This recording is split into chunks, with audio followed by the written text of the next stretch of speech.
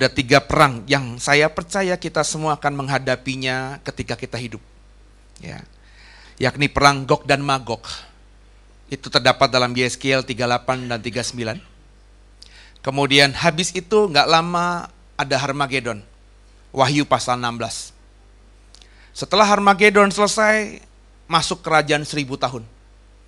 Dan di ujung kerajaan 1000 tahun sebelum langit dan bumi ini lenyap, ada perang Gog dan Magog yang ada di pasal 20 kitab Wahyu. Saya sudah jelaskan di sesi pertama, meskipun namanya sama-sama Gog dan Magog, tapi Gog dan Magog yang ada di Yeskiel 38-39 dengan Gog dan Magog yang ada di Wahyu pasal 20 adalah perang yang berbeda. Yang berbahagia ialah mereka yang mendengarkan firman Allah dan yang memeliharanya. Gog yang dimaksudkan oleh Yeskiel 38 dan 39 itu tidak lain tidak bukan adalah Rusia. Kenapa Rusia? Sederhana. Kalau nanti Bapak Ibu dengarkan khotbah saya itu setelah diupload di YouTube, di Yeskiel 38 ayat 15 dan Yeskiel 39 ayat 2, si Gog ini adalah pemimpin dari negeri yang di utara sekali Israel. Coba deh, Bayu kita lihat peta dulu. Ayatnya tidak bisa kita buka karena saya tidak sedang membahas itu pada sore hari ini. Tapi Bapak Ibu bisa perhatikan nanti ketika sudah diupload di YouTube. Ini yang saya merahin ini adalah Israel. Ini saya temu Bapak Ibu. Ini peta dalam bentuk paper tapi yang dibangun atau dibentuk dari globe. Ya, kalau Bapak Ibu beli peta biasa yang dalam lembaran, posisinya nggak seperti ini.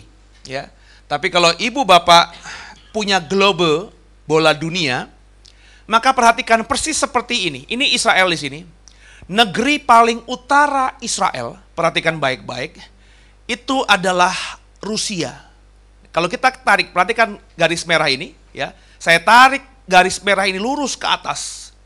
Maka paling utara adalah negeri Rusia. Di atas Rusia sudah kutub utara, negeri tanpa negara. Perhatikan baik-baik Bapak Ibu. Nah, Yeskiel 38:15 jelas si Gog ini adalah pemimpin raja agung dari utara sekali Israel. Ya, tentu Bapak Ibu bertanya, loh kalau begitu kok bisa perang sama Israel Pak? Ya, di sesi yang kedua Bapak Ibu nanti boleh saksikan di YouTube-nya, di rekaman kita. Ternyata Rusia ini itu nanti punya koalisi. Kalau Bapak Ibu nanti sempat baca di rumah, Yeskiel 38 ayat 1 sampai 6, itu koalisinya adalah negara-negara Arab. Ya, Bapak Ibu nanti dengarkan di YouTube itu. Ya, saya sebutkan di sini Libya, Mesir, Sudan, Arab Saudi, Iran, Irak, Syria, Yordania, Turki. Itu adalah negara-negara yang menurut Yeskiel pasal 38 ayat ke-5 dan ke-6 adalah negara-negara yang nanti menjadi koalisinya Rusia. Jadi masuk akal sekarang ini. Ya, bahwa perang itu akan dipimpin oleh Rusia. Sampai sekarang tidak pernah ada perang konvensional yang jauhan. Maksud saya, biasanya perang itu adalah terjadi antara negara yang bertetangga. Korea Utara, Korea Selatan, Cina, Taiwan, India, Pakistan, ya, Indonesia, Malaysia. Selalu perang, selalu berdekatan. Jadi kalau Rusia menyerang Israel ini sesuatu hal yang tidak masuk akal sebenarnya. Tapi menjadi masuk akal karena Alkitab mengatakan bahwa Rusia nanti memimpin negara-negara koalisi Arab ini. Yang menurut Yeskiel 38 itu sangat jelas siapa dari mereka. Ya. Dan saya sudah saksikan tadi dengan bukti-bukti clipping dari koran-koran yang saya kumpulkan. Di sesi kedua sudah saya munculkan. Memang saat ini Rusia sudah mempersiapkan segala-galanya. Ya. Hari ini saya akan bicara tentang kelanjutan seri yang pertama dan seri yang kedua. Kenapa sih saya khotbah ini? Ya. Kalau Bapak Ibu perhatikan, saya pernah khotbah ini di ibadah GIFS, ibadah hari Jumat. Itu memang ibadah yang khusus pendalaman iman, transformasi iman. Biasanya kalau saya khotbah di situ, saya khotbah yang memang cukup dalam karena ada sesi tanya jawabnya. Saya khotbah di situ, habis pulang dari situ saya masuk kamar sama istri, saya bilang sama istri, gue mau khotbahkan di hari Minggu. Gimana pendapat lo? Saya ngomong sama Silvi, istri saya. Silvi cuma bilang begini, jangan. Ya. Karena kalau khotbah ini disampaikan di hari Minggu, orang di hari Minggu ibadahnya kita nggak tahu. Ya, imannya, pemahamannya seperti apa. Nggak jadi berkat malah, kata Silvi begitu. Terus saya iyain. Tapi problem tuh di hati gitu ya. Sampai pada satu titik di Sabtu minggu kemarin. Saya bilang setelah saya baca koran, saya browsing, saya dalamin lagi. Saya bilang, hati saya bilang sama saya, enggak, ini harus disampaikan. Ya. Karena saya sangat meyakini Bapak Ibu. Bahwa perang Gog dan Magog yang ada di Yeskiel 38-39 itu tidak lama lagi. Lepas saudara nanti bisa terima apa tidak terima, lepas nanti saudara bisa memahami atau tidak memahami, itu urusan kedua, ketiga, keempat, kelima. Tapi sebagai pelayan Tuhan, saya mau beritakan saudara bahwa Bapak, Ibu, dan saya hidup di generasi akhir. Kalau Bapak, Ibu nggak berubah dan masa itu terjadi, jangan lagi salahkan Tuhan yang tidak beritahu Bapak, Ibu. Karena faktanya hari Minggu ini Bapak, Ibu ada di sini. Tuhan lewat saya sudah beritakan Bapak, Ibu tentang kemungkinan terjadi di beberapa tahun ke depan ini. Maka Bapak, Ibu harus siap bersama dengan saya. Alasan yang membuat saya akhirnya mengkhotbahkan ini di hari Minggu, itu karena perang akhir zaman ini pertama ada di dalam Alkitab. Itu problemnya Bapak Ibu. Bapak Ibu yang sudah kenal saya adalah orang yang sangat konsisten. Kalau Alkitab ngomong, maka saya akan mengatakan. Dan kalau Bapak Ibu ikutin saya, sudah 2 tahun kita bergereja, Bapak Ibu sudah memahami kalau saya mengajar, saya tidak pernah mengajar hanya dari 1 ayat, 2 ayat semata. Saya selalu mengajar sesuatu firman Tuhan, kebenaran, doktrin, pengajaran dari angle Alkitab secara utuh. Dan Gog dan Magog ada di Alkitab. Maka saya harus beritakan, kalau ada di Alkitab, Alkitab adalah firman, maka harus ya dan amin. Problemnya, Yeskiel 38-39, perang Gog dan Magog, di mana Israel berperang dengan negeri dari utara sekali, dari sejarah dunia ini belum pernah terjadi. Tolong perhatikan saya, belum pernah terjadi. Bapak Ibu boleh buka-buka sejarah.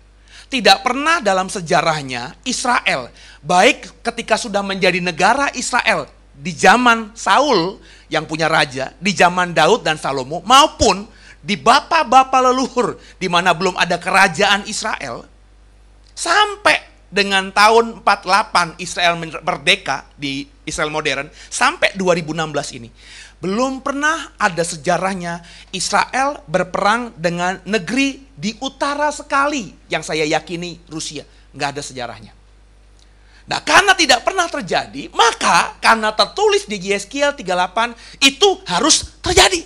Namanya nubuatan pasti harus terjadi. Dan yang kedua alasannya kenapa saya khotbahkan ini dari Minggu, selain itu ada nubuatan di Alkitab, kondisi fakta aktual 2016 di Oktober akhir ini, semua yang saya paparkan di sesi 1, sesi kedua, dan sesi 3 ini, itu di depan mata kita, Bapak Ibu. Ya, salah satu contohnya, ini yang jadi trigger, jadi pemicu saya berani khotbahkan ini di GIF maupun juga di hari Minggu ini. Saya bilang tadi, Turki, oke? Turki ini adalah negeri anggota NATO. Bapak Ibu tahu NATO? Persekutuan negara-negara sekutu Amerika, Atlantis Utara, ya, Atlantik Utara, ya. Ini negara pro Amerika, Turki. Kalau Bapak Ibu suka baca koran, saya kebetulan suka clippingin, ya, saya baru taruhkan di email saya. Di bulan Januari, Presiden Turki, siapa namanya? Erdogan, ya, itu teriak, Rusia mau menyerang Turki. Nanti Bapak Ibu boleh cek koran-koran di bulan Januari itu, ya. Erdogan teriak, akhirnya minta tolong kepada negara sekutunya bahwa Rusia mau menyerang mereka. Itu bulan Januari. Kalau itu terjadi hal yang biasa, why? Karena Turki ini memang sekutu Amerika, sehingga kalau Rusia mau menyerang Turki, negara NATO ini masuk akal. Tapi di bulan Agustus kemarin, Bapak Ibu, Perubahan terjadi 180 derajat. Kalau Bapak Ibu buka clipping koran di bulan Agustus, Erdogan, pemimpin Turki ini mengatakan, kami akan memulai persahabatan erat yang baru dengan Rusia. Sesuatu yang bagi saya yang suka politik tidak masuk akal. Why? Karena Turki, saya bilang lagi, adalah sekutu Amerika, negara NATO. Bapak Ibu, negara NATO mungkin punya hubungan diplomatik dengan Rusia. Tapi negara NATO tidak akan bersahabat karib dengan Rusia. Jadi ketika Erdogan mengatakan bahwa dia adalah sahabat karib dengan Rusia, ini sesuatu yang tidak mungkin terjadi sebelumnya. Ketika Erdogan ngomong ini bulan Agustus, itu membuat saya punya trigger. Ya, berarti ya memang pasti tergenapi. Karena Turki ini, yang saya baca dalam Yeskiel 38, harus menjadi sekutu Rusia. Supaya menggenapi Yeskiel 38-39, mereka bisa menyerang Israel. Sebelum Agustus, itu masih isapan jempol. Tapi setelah Agustus, ini semuanya, negara-negara yang mengelilingi Israel sudah memang bersahabat dengan Rusia. Nah, perang Gog dan Magog yang saya katakan di sesi 1, sesi 2 sebagai perang dunia ketiga, itu di depan mata. Perang antara Rusia dengan Israel. Rusia akan memimpin koalisi negara-negara Arab yang memang notabene sekarang ini sangat membenci Israel. Pertanyaannya, kapan kira-kira terjadi perang itu? Saya bilang, perang itu terjadi tidak akan lama. Saya sangat yakin semua kita di sini sebelum mati pasti akan masuk ke dalam perang itu. Dan omongan saya ini pasti akan menjadi kenyataan kalau beberapa hal yang saya sampaikan terjadi terlebih dahulu. Mari sama-sama, Pastor Al tolong bantu kita. Ya. Ada sesuatu yang harus terjadi, yang secara eksplisit Bapak Ibu sering abaikan, tapi secara tersirat itu nyata. Yeskiel pasal 38, ayat yang ke-8. Mari sama-sama. Ini kunci di mana harus terjadi terlebih dahulu sebelum perang dunia ketiga. Sebelum Pastor Al jawab atau membaca untuk kita, dengarkan saya lagi. Andai kata sebentar Bapak Ibu, Korea Utara perang dengan Korea Selatan. Dengarkan saya, itu bukan perang dunia ketiga. Andaikan nanti sebentar lagi, memang ini faktanya sudah ada. Rusia sudah mengirimkan hulu ledak nuklirnya ke Kaliningrad. Rusia juga sudah mengeluarkan 2 kapal perangnya yang berhulu ledak nuklir di daerah Mediterania. Itu sesuatu yang nggak pernah terjadi sesudah perang dingin berakhir, nggak pernah terjadi. Itu makanya di tanggal 27 kemarin, yang mendapatkan Nobel Perdamaian dari Rusia, Michael Gorbachev mengatakan dunia mengalami ancaman yang paling membahayakan setelah perang dingin berakhir. Michael Gorbachev. Bapak Ibu boleh lihat di Kompas, di Detik, di Tempo, dan semua berita-berita yang terpercaya. Jadi perang antara Rusia Amerika sudah di depan mata. Tapi dengarkan saya juga. Andai kata perang itu terjadi antara Rusia dan Amerika, itu dengarkan saya, tidak akan menjadi perang akhir zaman yang ada di Alkitab ini. Kenapa? Karena semua perang akhir zaman di Alkitab, Gog dan Magog Yeskiel, Harmagedon Wahyu pasal 16, Gog dan Magog pasal 20 kitab Wahyu. Semua perang di Alkitab ini selalu melibatkan Israel sebagai objek tempurnya, objek serangannya. Jadi yang saya mau katakan di sini, perang itu selalu melibatkan Israel, Bapak Ibu. Nah saudara, mari sama-sama kita perhatikan. Yeskiel 38 ayat yang ke-8. Silakan. Sesudah waktu yang lama sekali, engkau akan mendapat perintah. Pada hari yang terkemudian, engkau akan datang di sebuah negeri yang dibangun kembali sesudah musnah karena perang.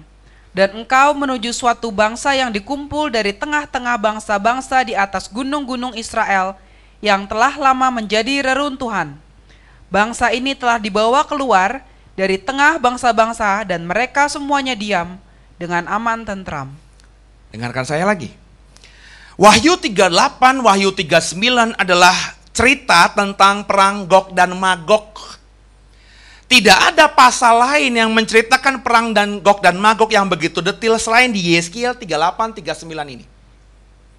Kalau Bapak Ibu perhatikan sudah membacanya, maka perang itu terjadi ya di pasal 39. Perang itu akan berakhir dengan campur tangan ilahi.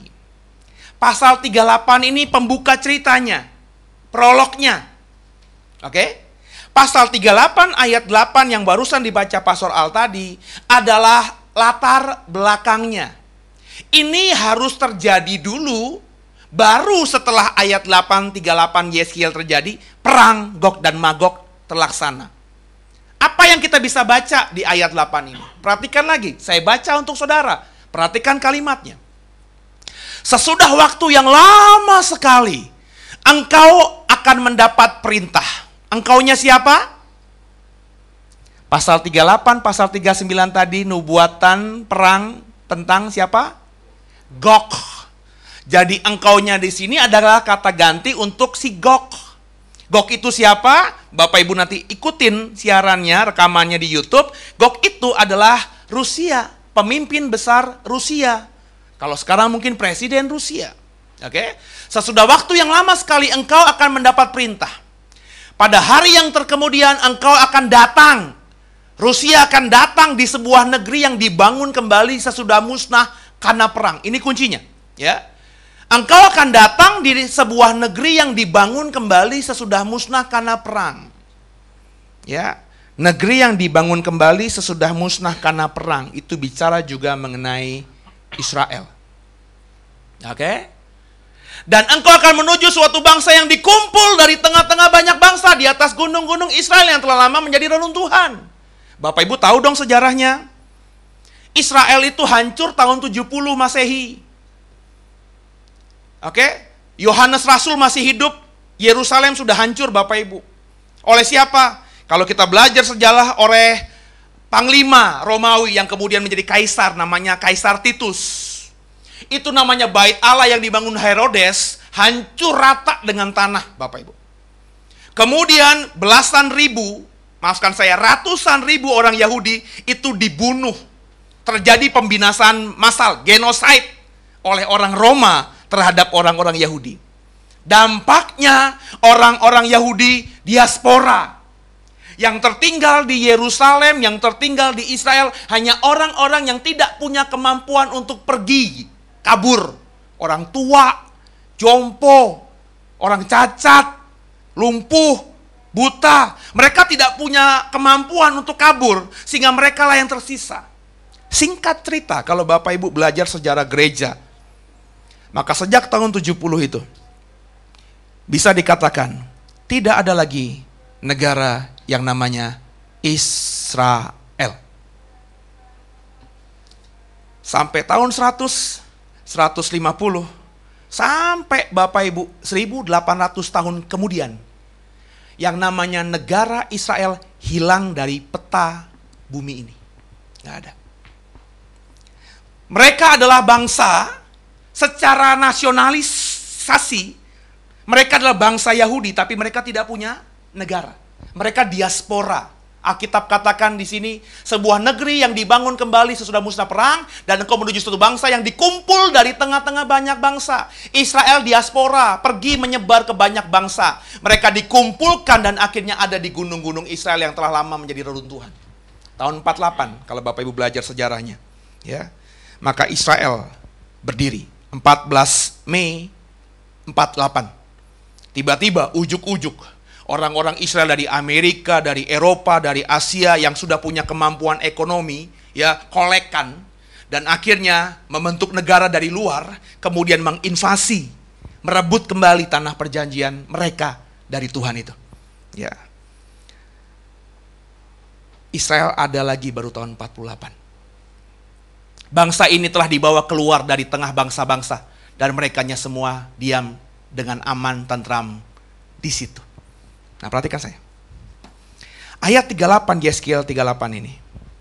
ayat 8, Yeskiel 38 ini adalah cerita tentang Israel. Yang menariknya lagi, sesudah waktu yang lama sekali, ini saya tertegun dengan kalimat ini, sesuatu yang lama sekali. Dan memang harus diakui, ya. Kalau kita ukurannya tahun 48, sekarang sudah 2016, cukup lama. Benar ya?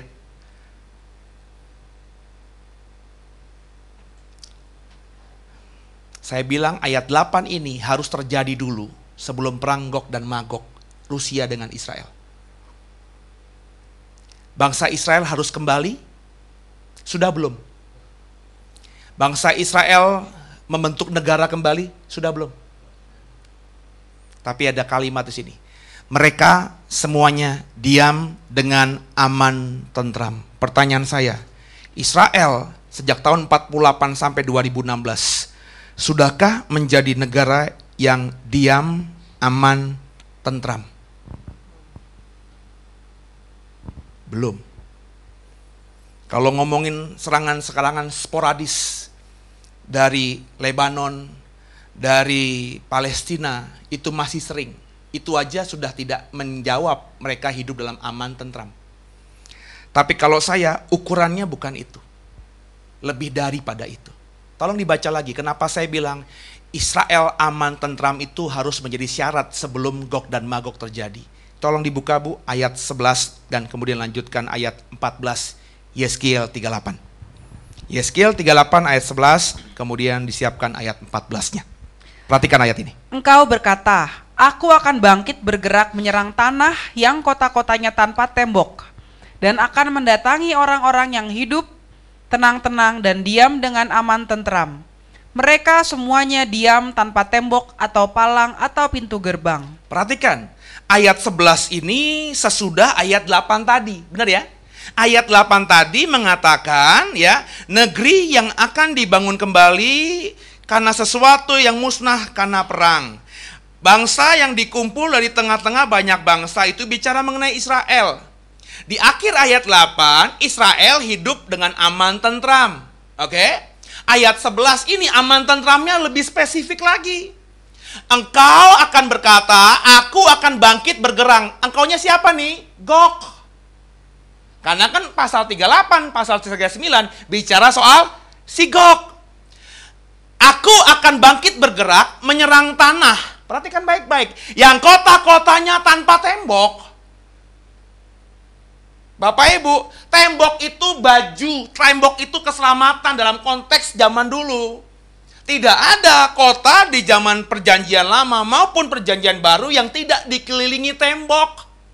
Sekarang saja kota-kota modern tidak dikelilingi tembok. Kenapa? Persenjataan sudah canggih, keamanan sudah canggih. Tapi zaman dulu, kota Yerusalem, kota Yeriko, sebutkan kota-kota besar Roma, semua kota dikelilingi oleh tembok.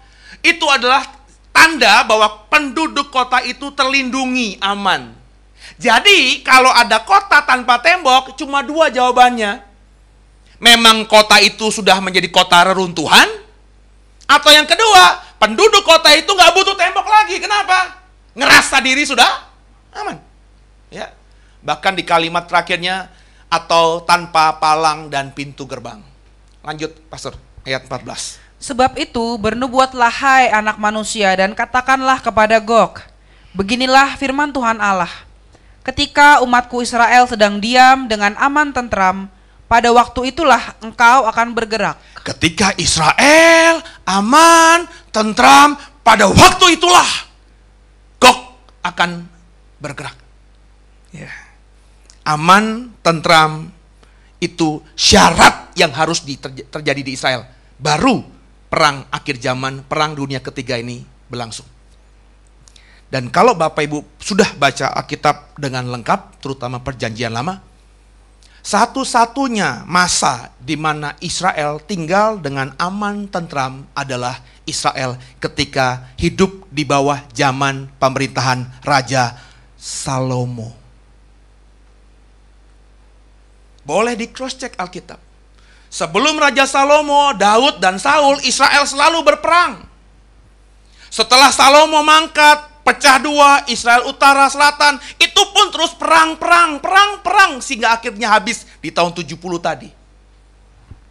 Yang saya mau katakan, saudara, ukuran Israel aman dan tentram adalah harus seperti zaman Raja Salomo. Di zaman Raja Salomo, kenapa disebut aman dan tentram? Bukan saja karena tidak berperang, tapi karena kehidupan bermasyarakat dan beragamanya itu sudah paling baik. Ukurannya ada dua, kalau menurut saya. Jadi Israel di 2016 dan ke depan ini aman tentram, itu ukurannya Israel di zaman Salomo. Setelah Israel ini aman tentram, baru perang Gog dan Magog, perang dunia ketiga antara Rusia dengan Israel. Apa yang belum terjadi di Israel sekarang seperti Israel di zaman Salomo? Yang paling pertama, yang paling mudah sebenarnya, bicara mengenai ibu kota. Di zaman Salomo, ibu kota Israel adalah Yerusalem. Nangkap Bapak Ibu? Yerusalem itu adalah ibu kota abadi bagi Israel. Di 2016 ini, bulan Oktober akhir ini, apa ibu kota Israel? Tel Aviv. Menarik di sini. Secara de facto dan secara de jure, Israel itu mengatakan ibu kota mereka adalah Yerusalem. Kenapa saya bilang de facto dan de jure? Secara hukum Israel, Yerusalem itu sudah dikuasai penuh oleh Israel. Secara de facto juga demikian. Semua wilayah Israel Barat dan Yerusalem Barat dan Yerusalem Timur sudah dikuasai oleh Israel. Jadi kalau Bapak Ibu perhatikan perang tentang Israel, ada 2 kali perang yang Israel lakukan untuk merebut Yerusalem, saudara. Ya, yang pertama itu perang ketika tahun 48, perang Arab Israel. Ketika perang ini dimenangkan Israel di tahun 48, Yerusalem Barat itu sudah dimenangkan Israel, menjadi milik Israel. Yerusalem Timur tidak. Ya, yang ngambil siapa? Syria. Oke. Tapi nggak lama kemudian tahun 67 ada perang 6 hari. Kalau Bapak Ibu pernah perhatikan sejarah Israel, dalam perang 6 hari itu Yerusalem Timur itu direbut oleh Israel. Sehingga secara de facto Bapak Ibu kalau ke Israel sekarang, Yerusalem itu memang di mana-mana yang ada tentara Israel. Bendera yang ada bendera Israel.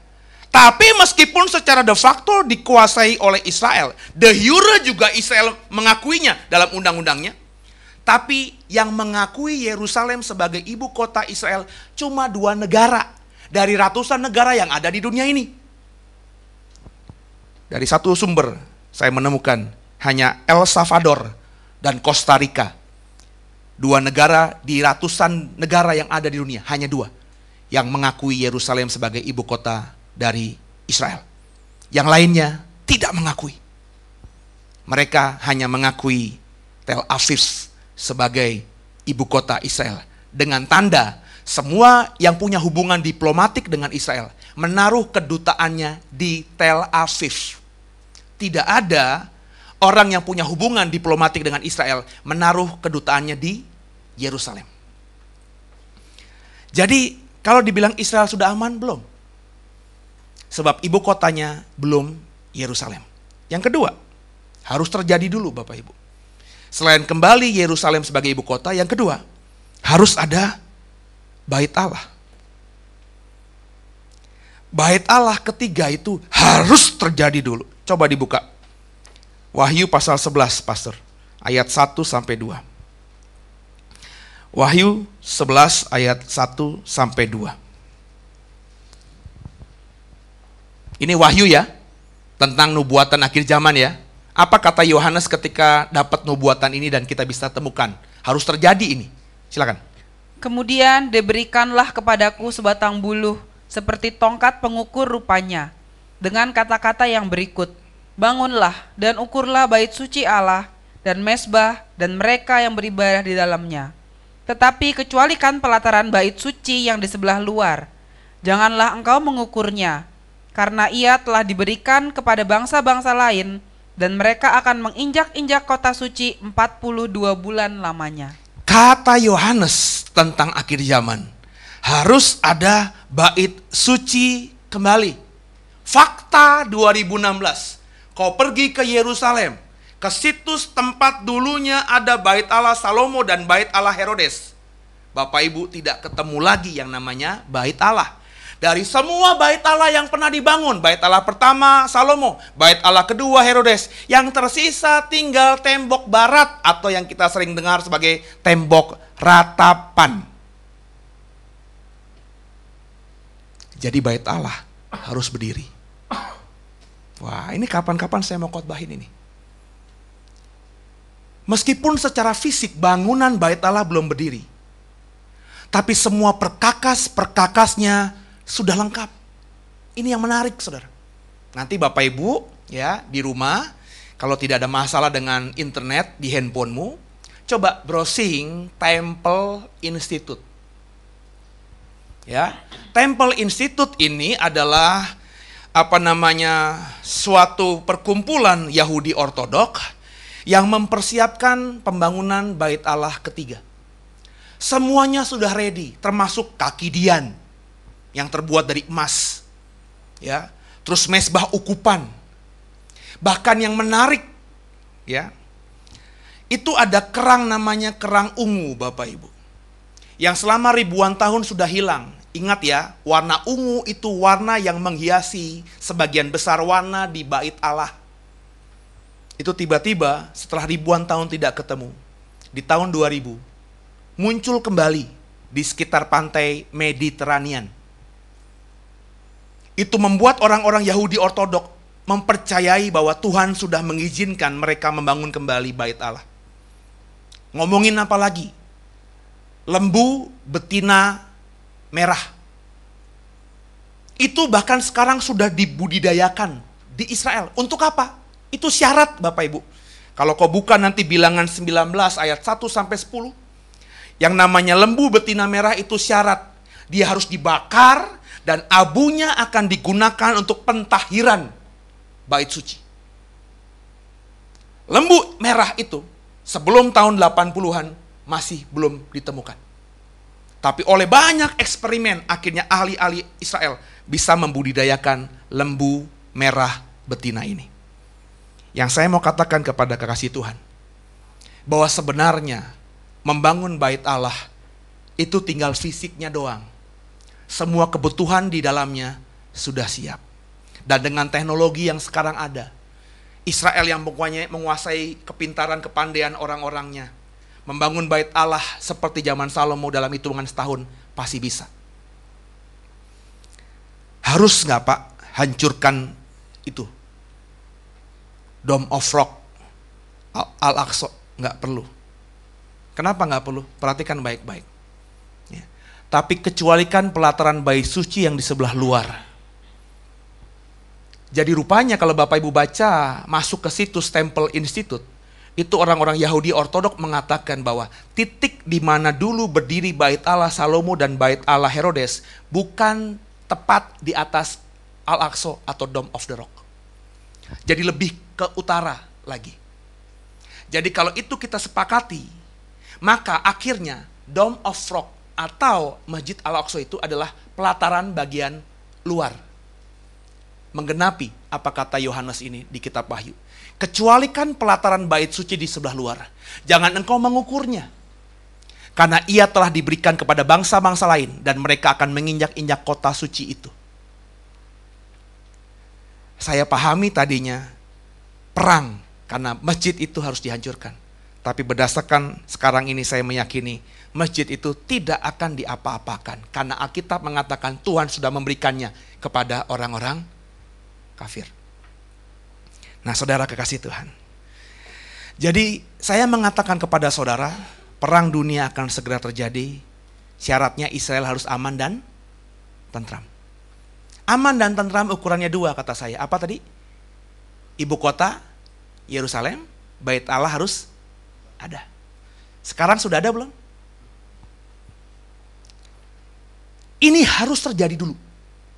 Baru Gog dan Magog. Masih lama nggak, Pak? Masih lama nggak menurut Pak Seno kira-kira Israel akan punya ibu kota yang diakui seluruh dunia, Yerusalem, dan di Yerusalem akan ada bait Allah? Nggak lama lagi. Kalau menurut saya. Syaratnya apa? Ini harus tergenapi. Apa yang harus tergenapi?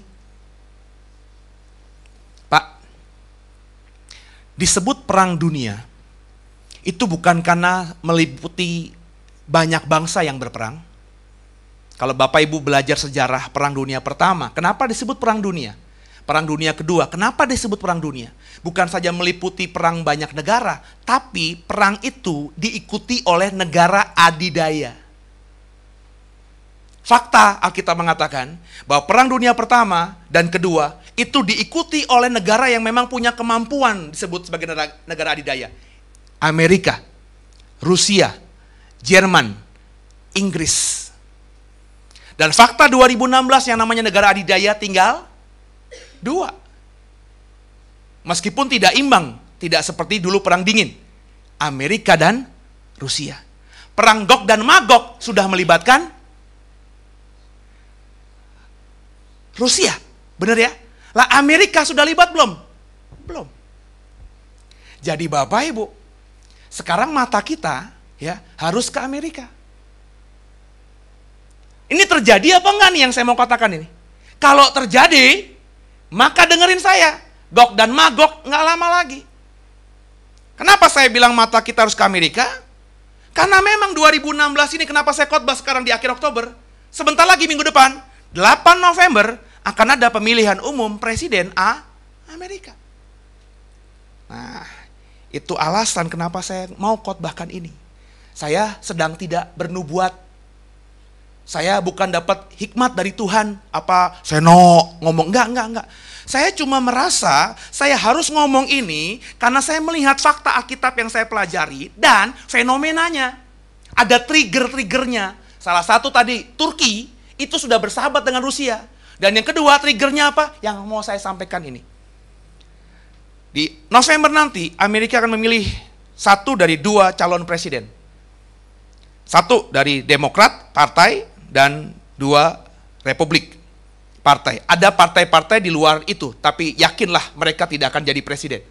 Yang jadi presiden hanya 2 ini, dari Demokrat 1 atau dari Republik 1. Dari Demokrat siapa saudara? Hillary Clinton, dan dari Republik Donald Trump. Hillary Clinton itu dari Partai Demokrat. Partai Demokrat adalah partai liberal. Liberal dalam segala hal Bapak Ibu. Mereka melegalkan, mereka yang mempush undang-undang di mana transgender bisa menikah. Ya. Mereka yang mempush juga undang-undang di mana aborsi boleh dilakukan. Sedangkan Republik adalah partai konservatif. Orang-orang Protestan totok, saudara.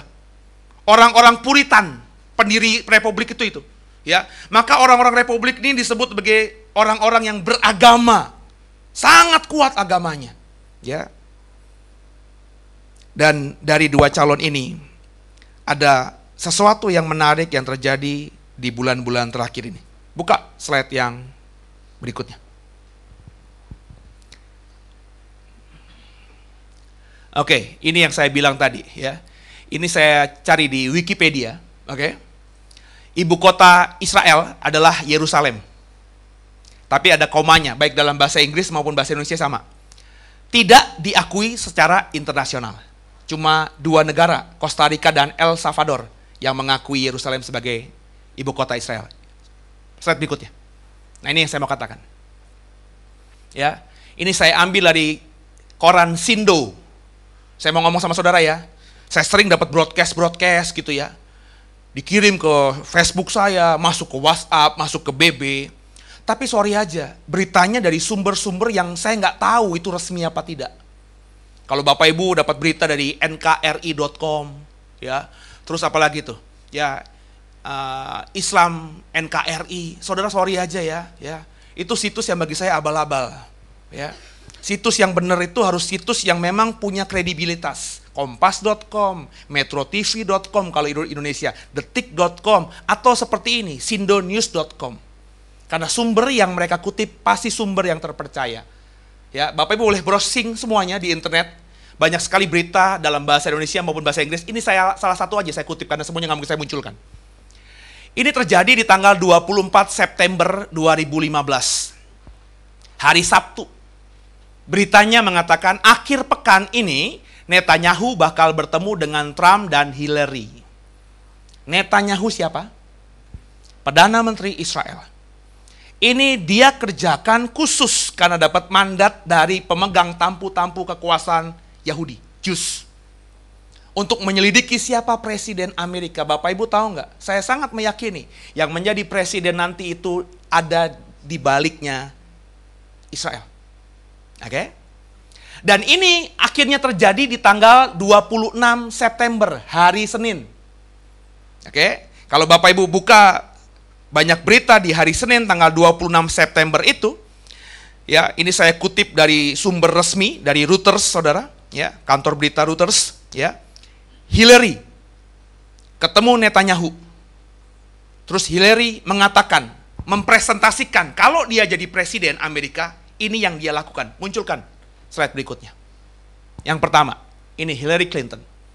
Ini beritanya di tanggal berapa nih, Bay? 3 Juni 2016, oke?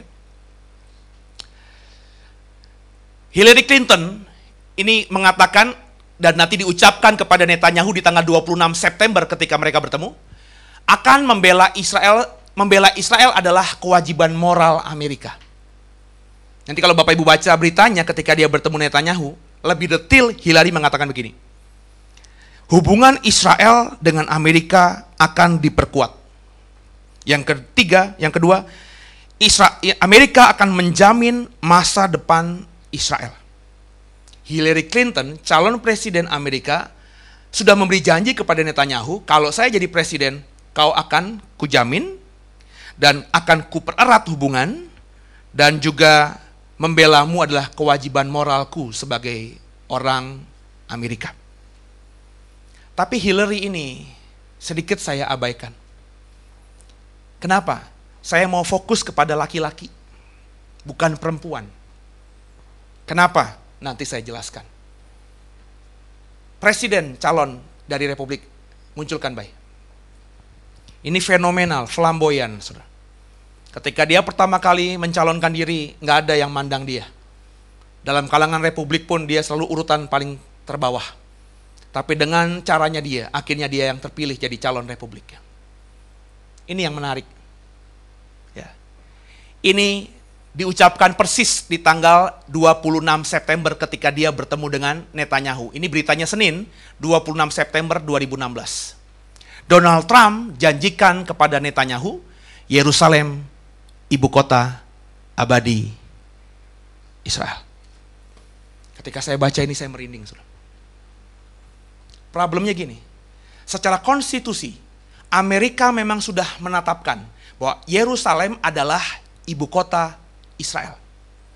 Tapi meskipun konstitusi Amerika sudah mengatakan demikian, tidak ada satupun presiden dari George Bush, Bill Clinton, George Bush Junior, Obama, sudah 4 presiden dengan hampir kurang lebih durasi 2 dasawarsa.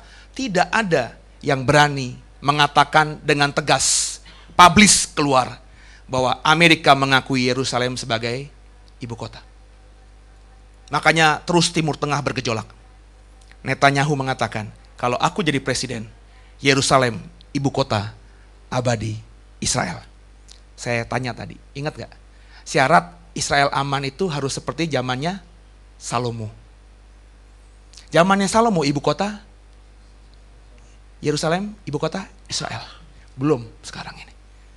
Coba bayangin, kalau Netanyahu jadi presiden, maafkan, Donald Trump jadi presiden, maka langkah pertama yang dia ambil, dia langsung mengakui Yerusalem, ibu kota Israel. Kalau Amerika ngomong Yerusalem, ibu kota Israel, kira-kira, kita ngomong aja kira-kira, negara sekutu yang depend on sama Amerika ngikut nggak?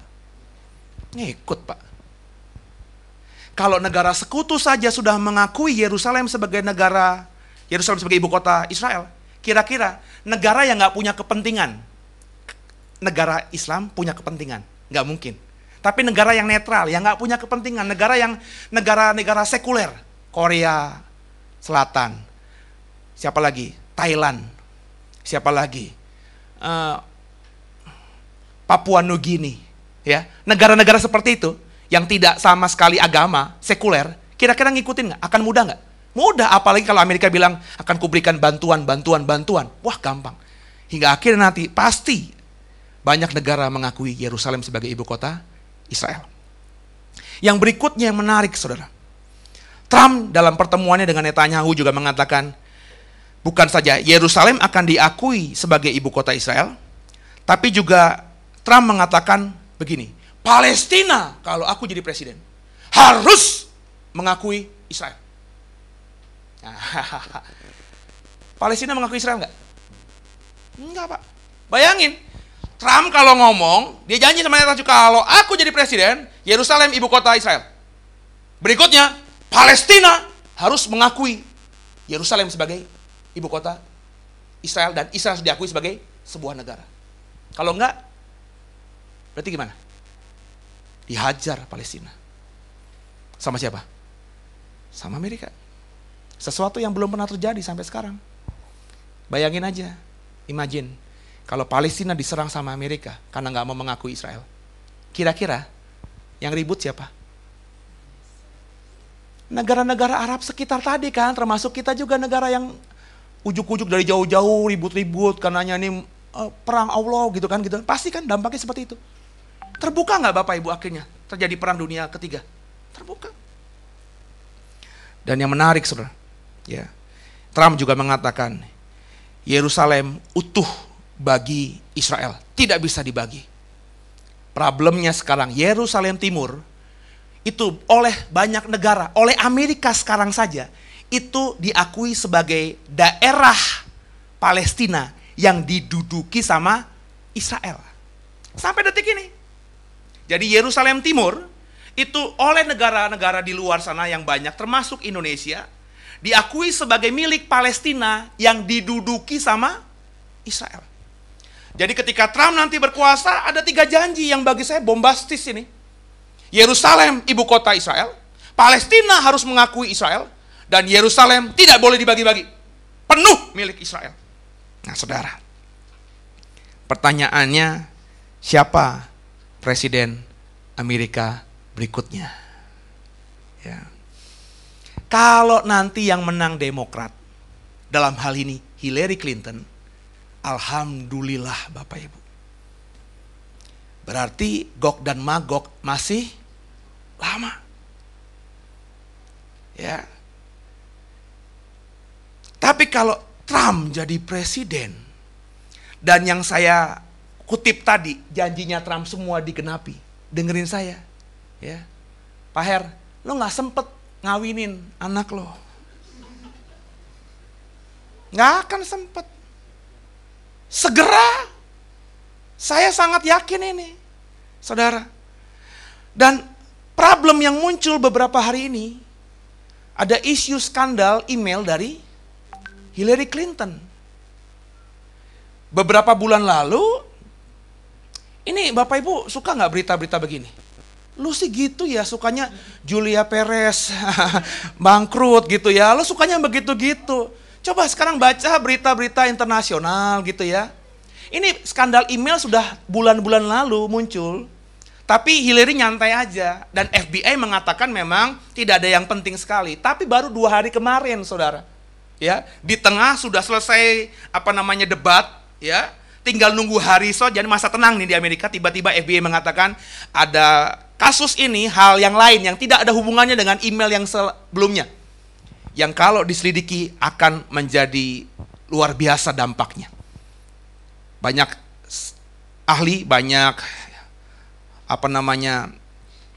pengamat politik di Amerika mengakui, mempercayai bahwa yang ditemukan FBI ini bisa mempengaruhi Hillary jadi apa tidak presiden.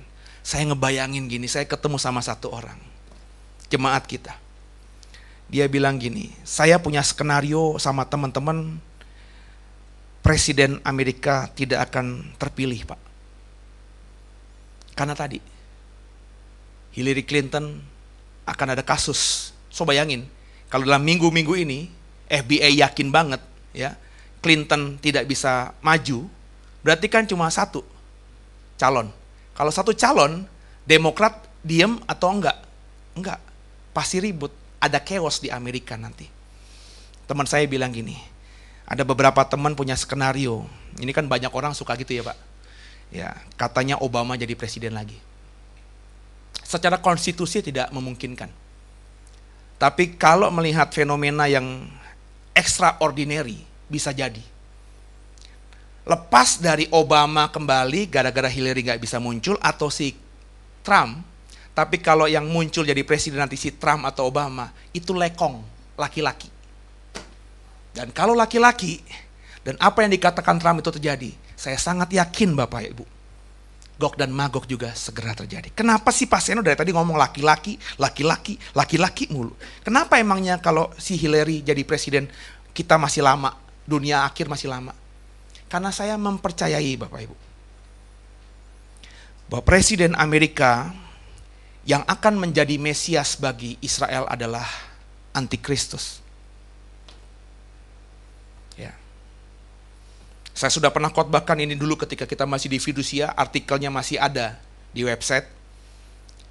Dan saya dapat peneguhan-peneguhan dengan banyak literatur, saya meyakini sekali. Orang-orang di luar sana, saya pengajar eskatologi, saya pengajar doktrin akhir zaman. Ya.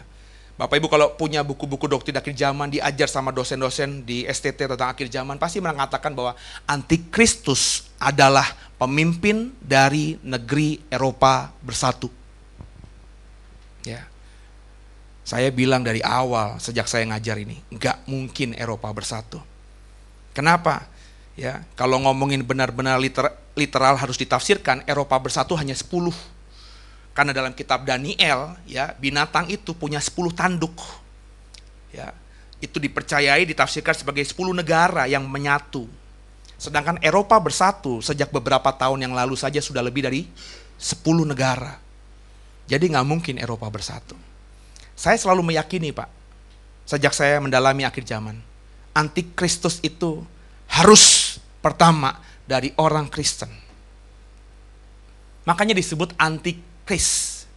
Antikris kalau kau baca kitab Wahyu, ya, itu adalah Mesias palsu yang memberikan kedamaian bagi Israel, memberikan aman sejahtera tentram bagi Israel. Seperti yang saya bilang tadi, sesuatu yang sampai sekarang belum dialami Israel. Yerusalem jadi ibu kota, Bait Allah bisa didirikan. Belum ada satupun figur yang muncul yang bisa menggenapi itu terjadi. Antikristus ketika muncul, kalau kau baca nanti di kitab Daniel Bapak Ibu, ya, Antikristus ketika muncul itu 7 masa. 3,5 masa dia akan menjadi raja damai. Bagi siapa? Bagi Israel. Kenapa disebut raja damai bagi Israel? Karena ketika dia muncul, Israel menjadi negara yang aman kembali seperti zaman Salomo. Dan semua ciri khas dari apa yang dikatakan Daniel itu sangat besar terjadi di depan mata kita lewat ucapan-ucapan dari salah satunya Donald Trump. Bapak Ibu tahu nggak Donald Trump bilang apa? Kalau saya jadi presiden Muslim nggak boleh masuk ke Amerika. Dia benci banget dunia Muslim. So bayangin dong, perang Gog dan Magog itu perang Israel dengan siapa? Israel dengan siapa? Gog dan Magog. Tadi gue ngomong busa-busa. Israel sama siapa? Rusia. Rusia dengan negara koalisi negara-negara Arab itu apa? Muslim. Coba bayangin, kalau Trump jadi presiden, wah Bapak Ibu, perang dengan negara Arab itu hal ya sesuatu yang sangat mudah terjadi.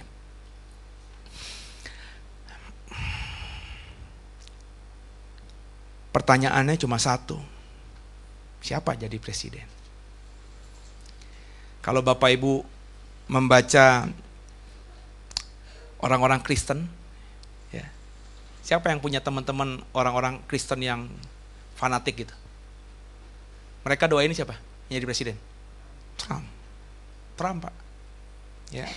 Kalau kau suka berbahasa Inggris, coba lihat situs-situs dari Israel, komunitas Jews, orang Yahudi. Siapa yang mereka push jadi presiden? Trump. Sekarang ini fenomenanya menarik. Saya sangat percaya, skenario antikris saya sejak dulu sampai sekarang belum pernah berubah. Antikris ini muncul dari sesuatu yang sama sekali tidak diperhitungkan. Dia ketika muncul pertama kali tidak langsung diketahui sebagai antikris. Tapi lewat sepak terjangnya akhirnya ketahuan siapa dia sebenarnya. Sama seperti Trump. Saya berdoa bukan dia, karena saya tidak mau segera berakhir dunia ini. Saya masih pengen lihat anak saya bertumbuh, jenggot saya muncul seperti bapak gitu ya.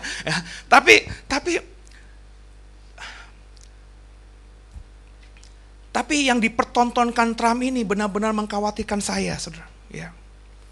Sepak terjangnya. Sekarang ini di Amerika kan seperti pemilihan gubernur Jakarta, ada survei-survei, puling-puling. Trump itu jatuh, Pak. Ya. Ketika saya khotbah ini di Jumat minggu yang lalu, saya masih mengatakan ada survei terbaru setelah apa? Sebelum debat ketiga presiden.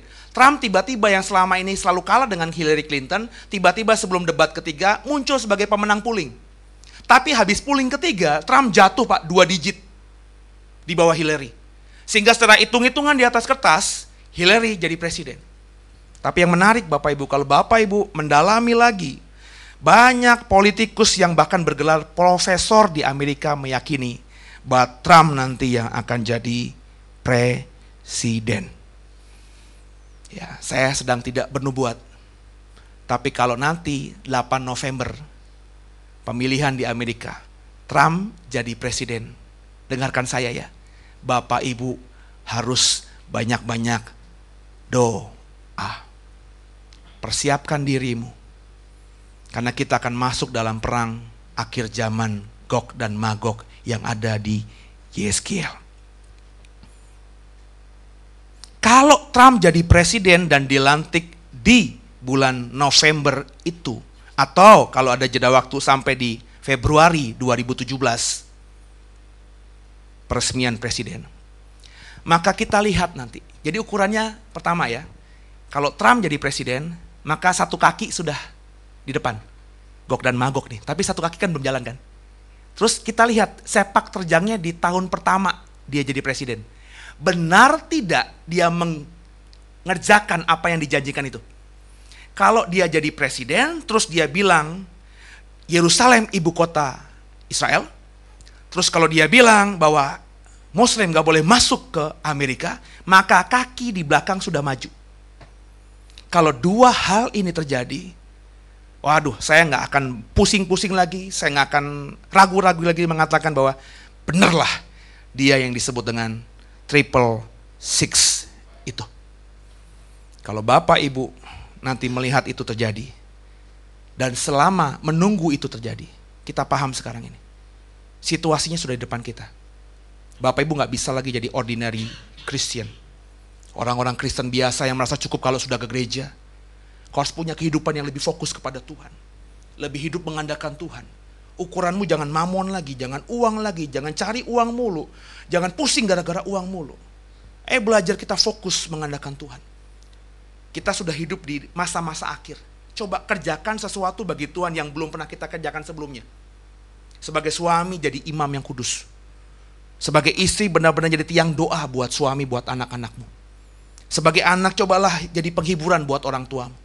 Sebagai orang tua berusahalah menaungi anak-anakmu dengan teladan yang bijaksana. Ayo sama-sama kita kerjakan itu Bapak Ibu. Saya sudah selesaikan tentang Gog dan Magog ini. Dari sesi 1, sesi 2, sesi 3. Dan kalau ada kesempatan saya akan mendalami lagi tentang antikristus itu di lain kesempatan.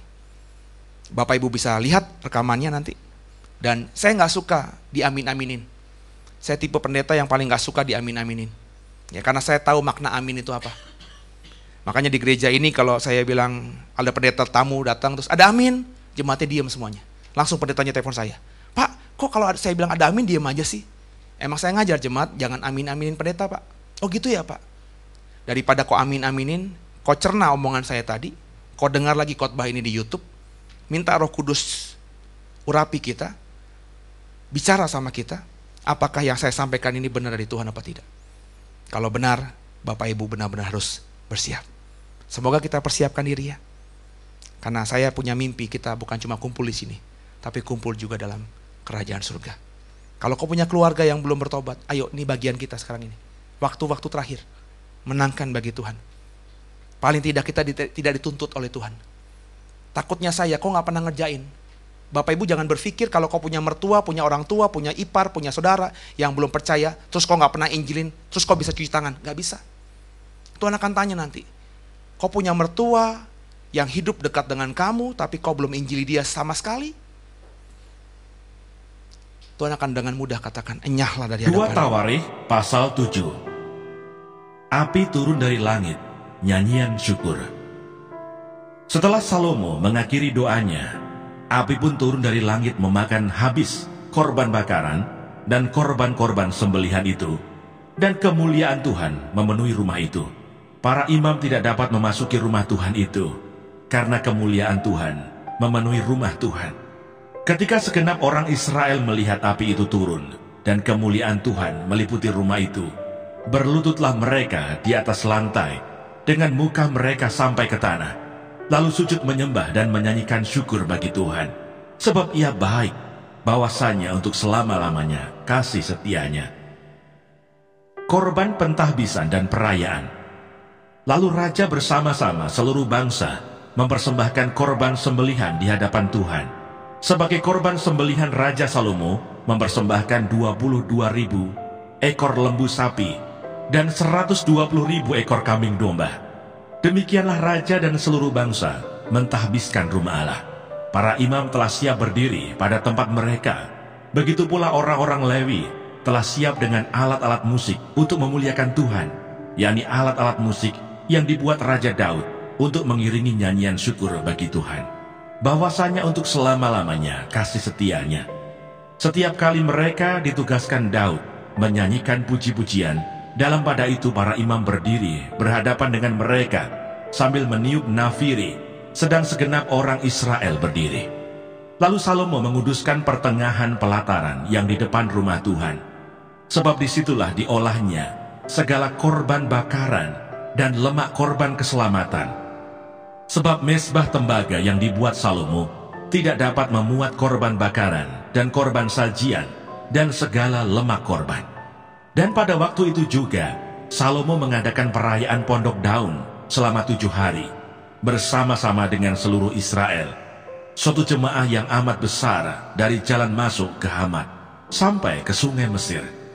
Pada hari yang ke-8 mereka mengadakan perkumpulan raya, karena mereka telah merayakan pentahbisan mezbah selama 7 hari, dan perayaan Pondok Daun selama 7 hari. Pada hari yang ke-23, bulan ke-7, disuruhnya bangsa itu pulang ke kemah-kemah mereka sambil bersuka cita dan bergembira atas kebaikan yang telah dilakukan Tuhan kepada Daud, kepada Salomo, dan kepada orang Israel umatnya.